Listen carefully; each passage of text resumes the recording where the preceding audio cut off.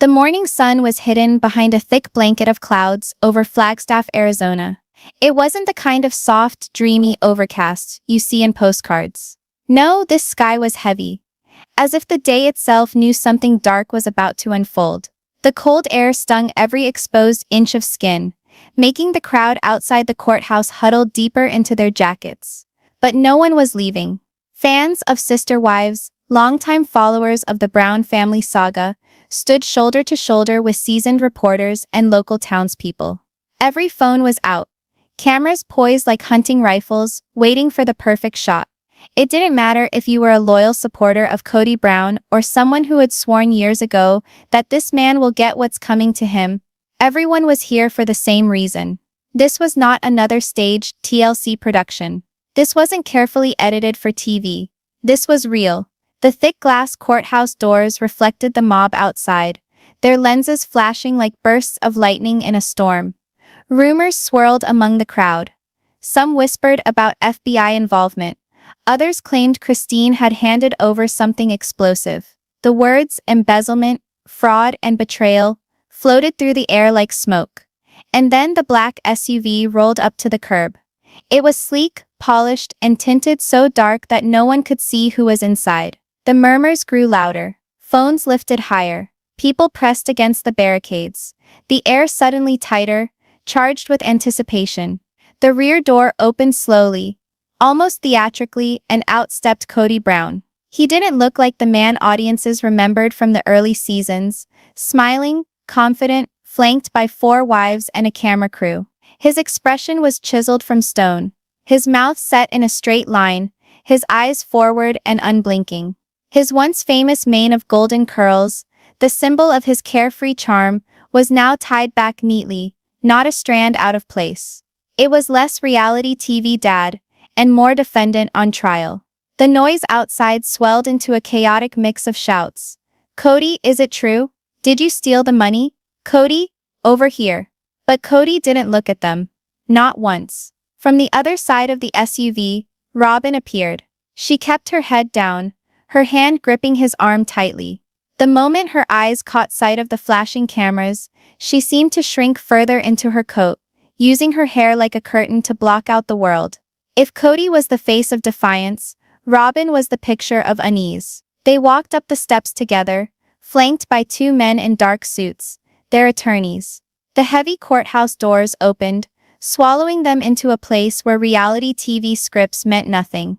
Inside, the air was different. Cooler, heavier, marble floors echoed under every step. The hall smelled faintly of old paper and polished wood, the scent of decades of trials, verdicts, and quiet heartbreaks. And then the whispers began. Kody and Robyn had barely reached the security checkpoint when the murmurs started rippling through the spectators seated in the gallery. The bailiff tried to keep order, but the words traveled faster than his shouts could catch them. Embezzlement, they're saying over $1 million. I heard Christine's here. They're going to bury him. Kody's jaw tightened, but his pace never changed. Robyn avoided eye contact with everyone, scanning the floor as if searching for cracks to disappear into. Somewhere down the hallway, a camera crew for a local news station was setting up a tripod. Their reporter, a tall woman in a red blazer, was rehearsing her opening lines. Today, former reality TV star, Kody Brown stands accused in a case that could change everything for the once famous Brown family. The bailiff finally raised his voice. "All rise for the Honorable Judge Patterson." The command rang out, bouncing off the high ceilings. Everyone stood, the scrape of chairs echoing like distant thunder. Kody stepped forward with his lawyer, his every movement watched by dozens of eyes. This was not the set of Sister Wives. This was not his turf. And for the first time in years, he wasn't in control of the story. In the front row, Christine sat silently, her hands folded neatly in her lap. She didn't fidget, didn't glance around. Her gaze was locked on Kody, not with the warmth of an ex-wife reminiscing about better days, but with the cold precision of someone who had been waiting for this moment. A few seats away sat Janelle, her arms crossed over her chest. Her face was unreadable, but the sharp tapping of her fingers against her arm betrayed a slow burning frustration. She hadn't planned to be here, But when the subpoenas started flying, she knew the day would come when silence was no longer an option. The judge entered, his black robe swaying as he took his seat. His gavel struck the wooden block with a sound that sliced through every thought in the room. And in that split second of silence that followed, Kody Brown's carefully built reality seemed to teeter on the edge of collapse. The court clerk began reading the charges, each word heavier than the last. The state of Arizona versus Kody Brown. Charges include financial misconduct, misappropriation of funds, and fraudulent activity. Somewhere in the back, a woman gasped. Cameras clicked in rapid succession. Christine didn't move. Outside these walls, hashtags were already trending. News alerts were pinging across phones. TLC fans were texting each other in disbelief. But inside this courtroom, it was no longer about ratings. This was the fight for Kody Brown's future. And it had only just begun. Inside the courtroom, the hum of whispered conversations faded into a tense stillness. The air here wasn't just quiet, it was dense like a room holding its breath. The grand wooden benches, worn smooth by decades of trials, creaked softly as people shifted for a better view of the man at the center of today's storm. Kody Brown. On the left side of the room, Christine sat with a posture so precise it was almost regal. Her back didn't touch the chair. Her chin was lifted just enough to show strength but not arrogance. Her eyes, sharp, unblinking, were locked on Kody like a hawk tracking prey across an open field. She wasn't here for revenge. At least, that's what she told herself.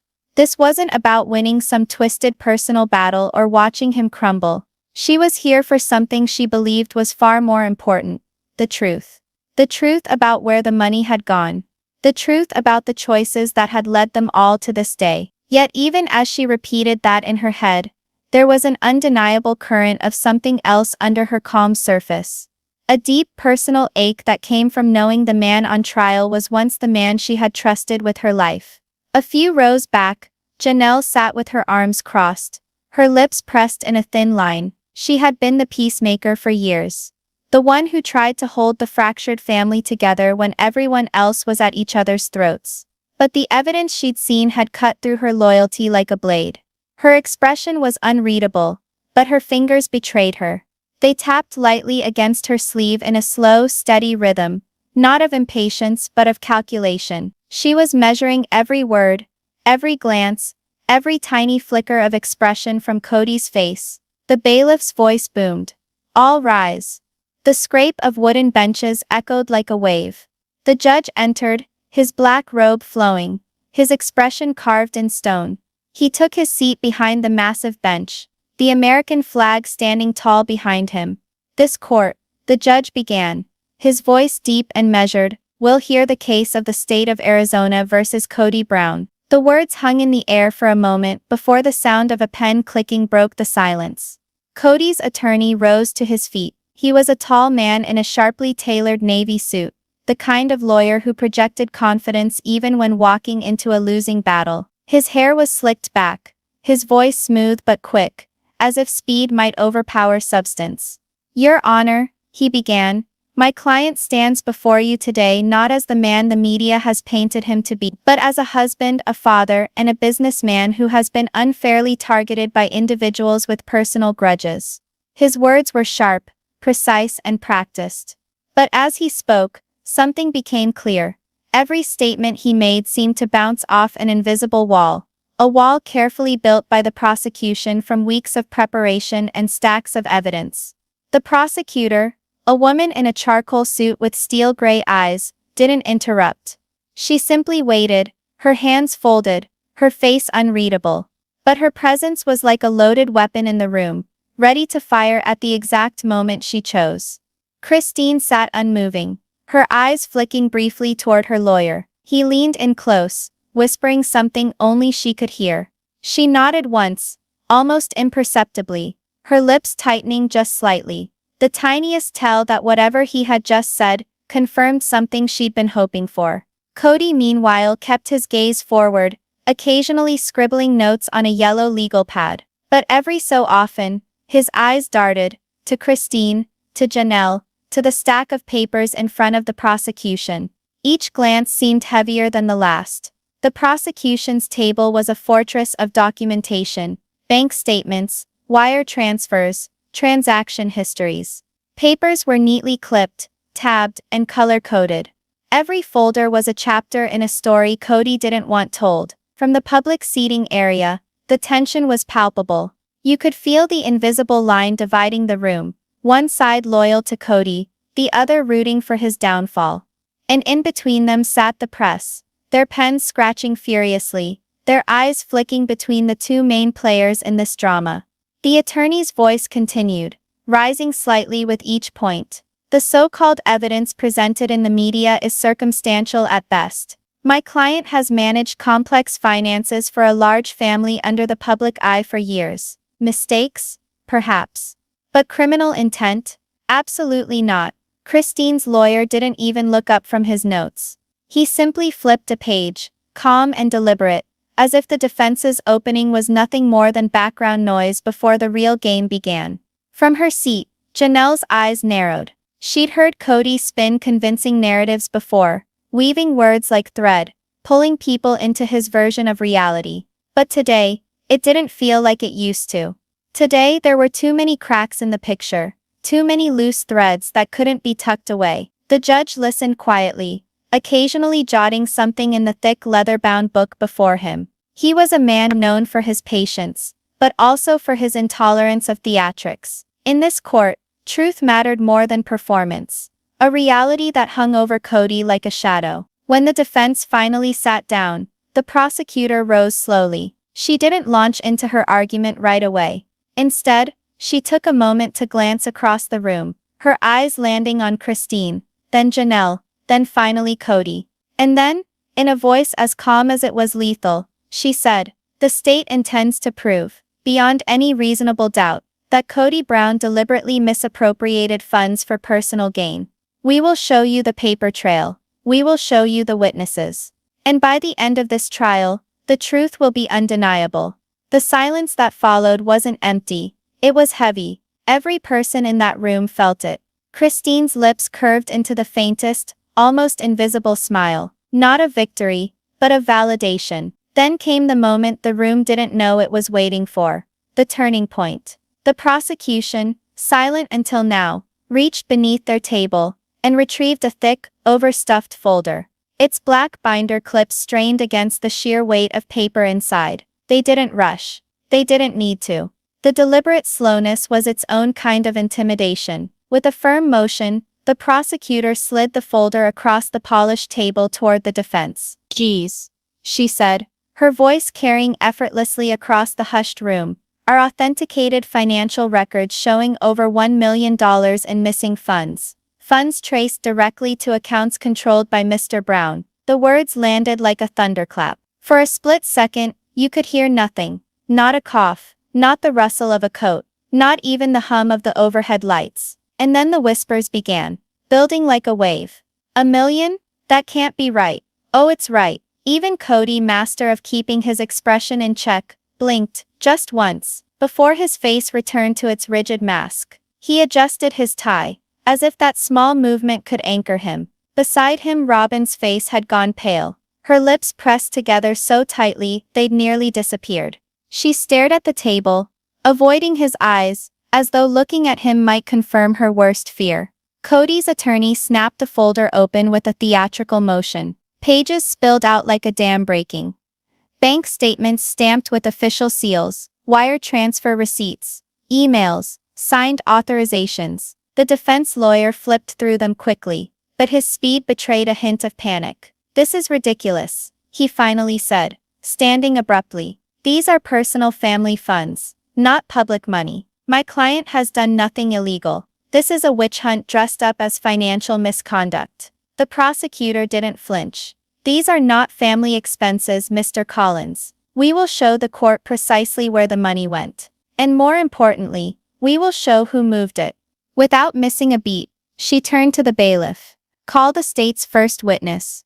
The heavy double doors at the back of the courtroom swung open, and in walked a man in his late 40s. He wore a crisp gray suit and glasses that caught the fluorescent light as he stepped forward. His hair was neatly combed, but there was an uneasiness in his eyes. The look of someone who hadn't wanted to be here but had no choice. He was sworn in, his right hand raised, voice low but steady. Please state your name and occupation for the record. The prosecutor instructed. David Whitaker, Certified Financial Advisor. I worked with the Brown family from 2013 to 2019, and during that time, she continued.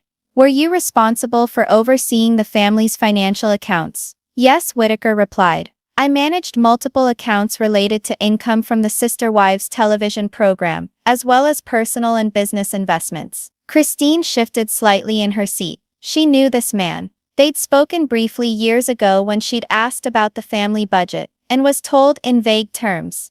Kody handles it, Whitaker, the prosecutor said, stepping closer to the witness stand. Did you at any point discover irregularities in these accounts? The man adjusted his glasses. Yes. On several occasions I noted large withdrawals and transfers to accounts that were not part of the official family portfolio. These accounts were in Mr. Brown's name alone. And were these transactions authorized?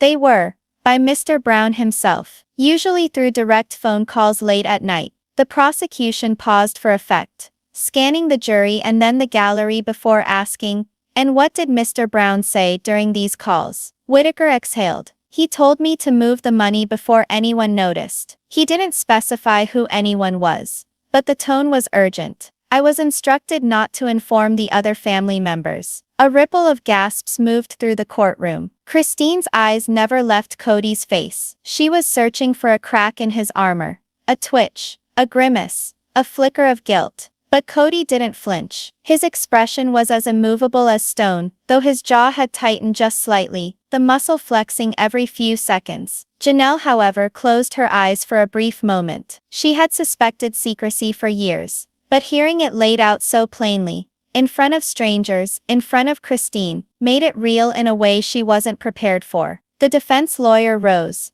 pacing deliberately as he began his cross-examination. Mr. Whitaker, you've worked with high-profile clients before, haven't you? Yes, and large last-minute transfers are not uncommon in business management. Correct. Sometimes, Whitaker admitted, but not to personal accounts that bypass the agreed family budget, and without informing key stakeholders. The lawyer smiled faintly. Stakeholders? You mean the wives? Whitaker nodded. The defense pressed harder. And is it possible that Mr. Brown's actions were simply to protect his assets in case of marital disputes or family disagreements? Perfectly legal, by the way. Whitaker hesitated. I can't speak to his motives. I can only speak to the facts. And the facts are that over $1 million left shared family accounts and entered personal accounts accessible only to Mr. Brown. Christine's lawyer leaned forward, pen poised, as if ready to pounce when the moment came.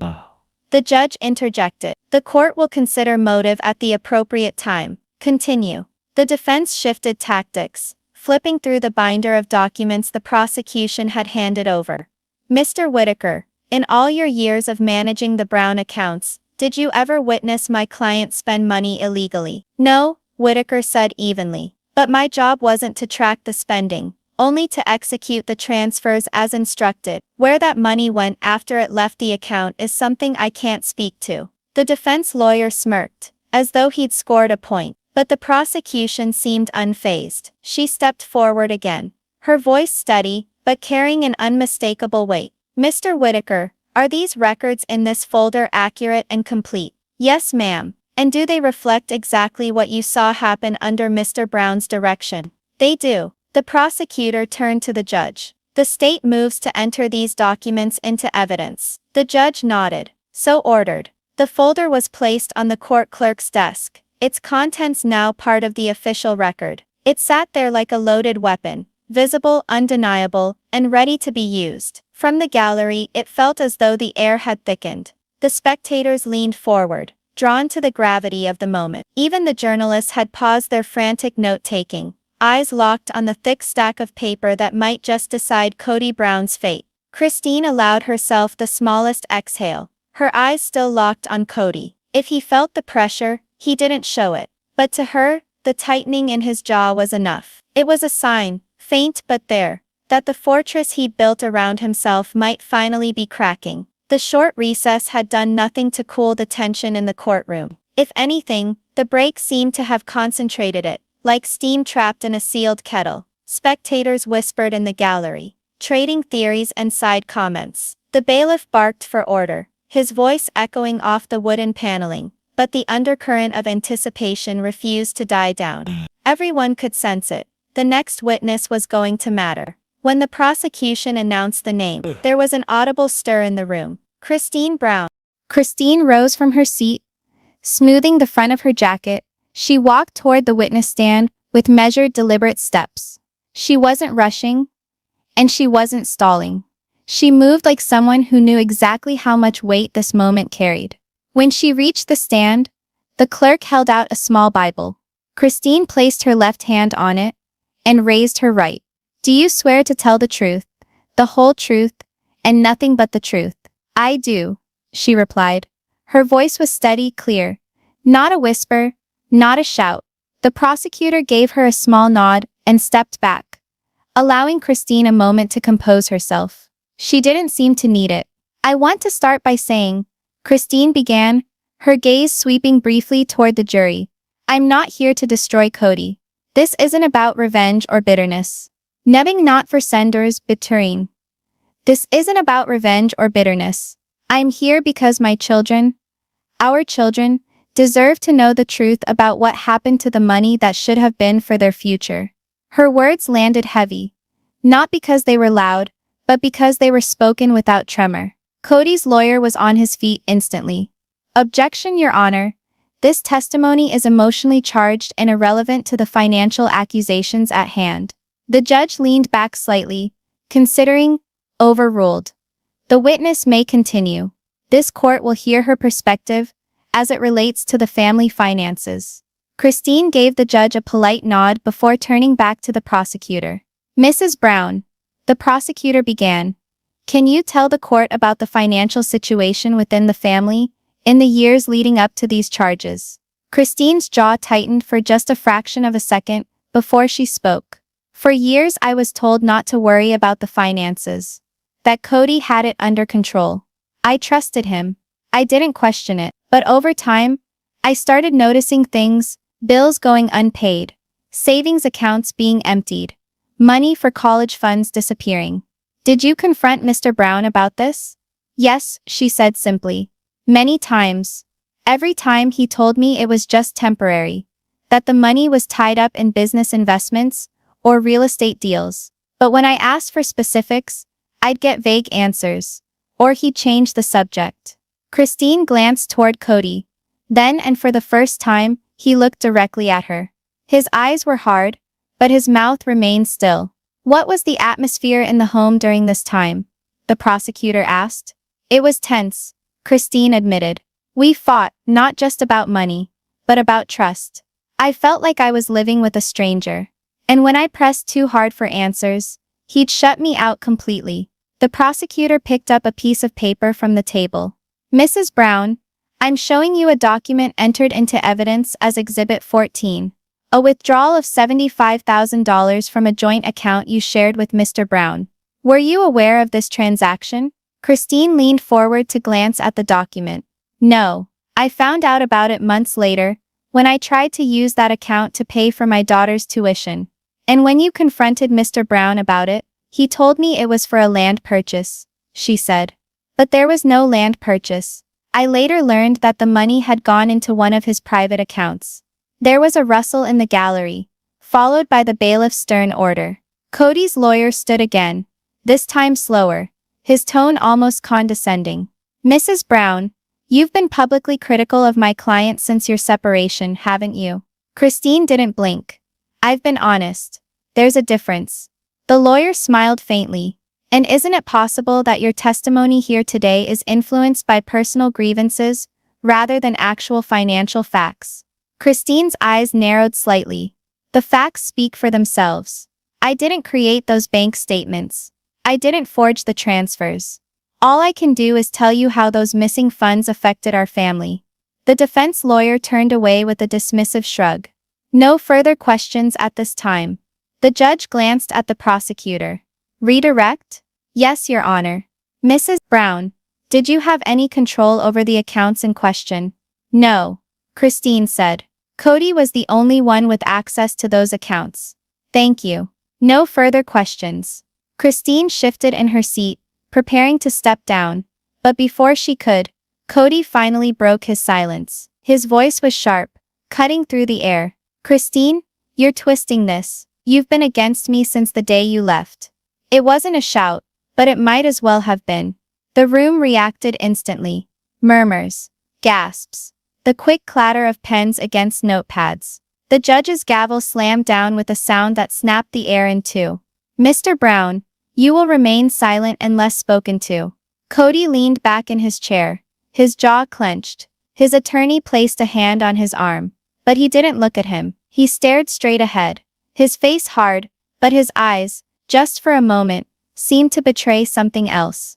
In that moment, the polished image of the confident reality TV patriarch seemed to crack. Not much, not enough for the cameras to catch easily, but enough for those who knew him best. Christine, Janelle, even Robyn, to see it. Christine stepped down from the stand without another word. She walked past Kody, without looking at him, her heels clicking against the tile in a rhythm that echoed long after she'd returned to her seat. The prosecutor called for the next witness, but the energy in the room didn't shift right away. People were still replaying what had just happened. The calm, controlled testimony, the sudden flash of Kody's temper, the judge's decisive gavel. Christine sat back down, exhaling slowly. She wasn't smiling. She wasn't triumphant. She was simply steady. The kind of steady that comes from knowing you've spoken your truth, whether or not the other person wanted to hear it. And from the look on Kody's face, he had heard it. Loud and clear. The final hour of the day's proceedings carried a strange kind of heaviness, like the weight of a storm that had rolled in but refused to break. Lawyers on both sides shuffled papers. The judge reviewed his notes, and the gallery sat tense, waiting for whatever twist might come before the day was done. Kody kept his gaze fixed on the table in front of him. Robyn leaned in close, whispering something that made him nod once, but kept his face unreadable. Across the aisle, Christine sat upright, hands folded in her lap, her eyes trained on the bench. Janelle had barely moved for the past hour, her stillness almost unnerving. Finally the judge cleared his throat. Before we adjourn for the day, there is one more matter to address. Every head in the courtroom lifted. The air seemed to thicken. In light of the evidence presented, and in the interest of preventing any potential dissipation of assets, this court is ordering that all of Mr. Kody Brown's known assets be temporarily frozen pending further review. The words hung in the air for half a beat before they detonated. Murmurs surged through the gallery, swelling into a low roar.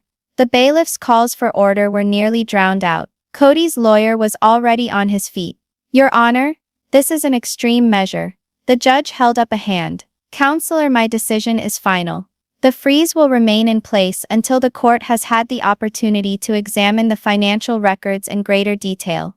Robyn's face drained of color. She turned toward Kody, eyes wide, lips moving silently. A question or maybe a plea. Kody's jaw flexed, but he said nothing. His hands were balled into fists on the table. The judge's gavel came down with a decisive crack. Court is adjourned until 9 a.m. tomorrow. The spell broke instantly. The courtroom erupted into chaos. Reporters stood, phones raised, trying to capture every expression. The word of camera shutters was constant. Kody and Robyn stood quickly, pushing toward the nearest exit. The bailiff moved to clear a path, but the photographers outside the door were relentless. As soon as Kody stepped into the hallway, the swarm descended, a wall of flashing bulbs and shouted questions. Kody, do you have a comment about the asset freeze? Robyn, are you worried about your home being seized? Do you deny the allegations of embezzlement? Neither of them answered. Kody kept his head down, his hand gripping Robyn's arm tightly, as they pushed through the crush of bodies. The two disappeared into a waiting black SUV, doors slamming shut as the driver sped off.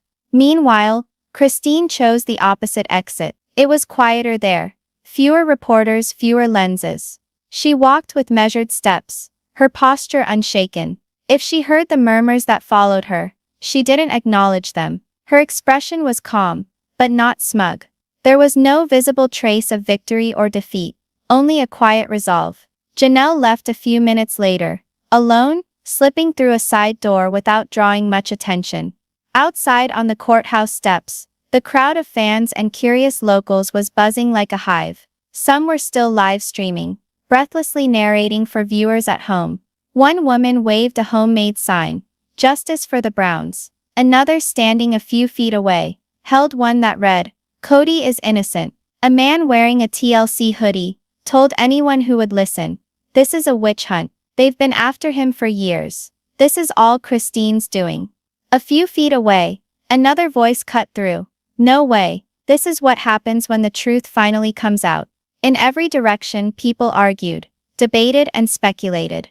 The courthouse lawn had become a live talk show. Within minutes of the adjournment, hashtags began climbing the trending charts. Kody on trial, sister wives scandal, Brown family truth. Clips from inside the courtroom spread like wildfire. Christine on the stand, the judge's announcement, Kody's silent stony expression.